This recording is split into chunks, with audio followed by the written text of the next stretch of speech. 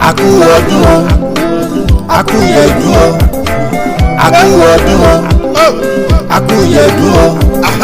Ẹ̀mí wa ṣekú ọ̀rẹ́ láyé. Ẹ̀mí wa ṣekú ọ̀rẹ́ láyé. Ẹ jẹ́ ìjíṣẹ́ ìkíní.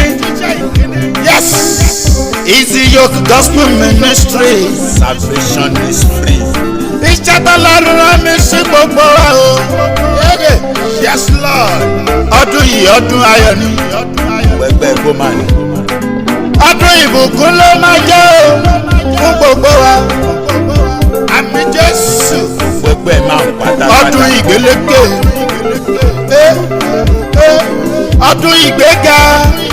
Gbogbo òṣìṣẹ́ rédíò. Ọdún ayọ̀ gbogbo wa ni. Àmín Jésù.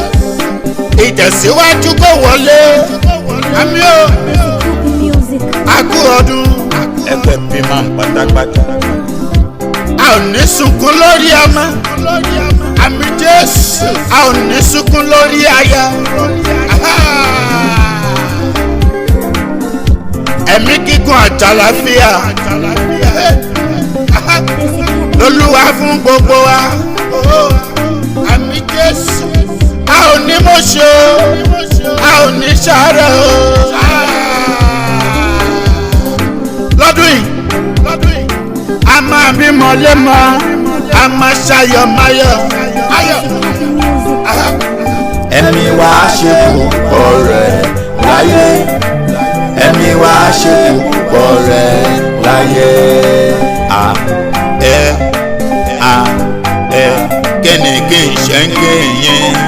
Aku Odun, Aku Odun, Aku Odun. Ẹ̀mí wa ṣe púpọ̀ ẹ̀ láyé.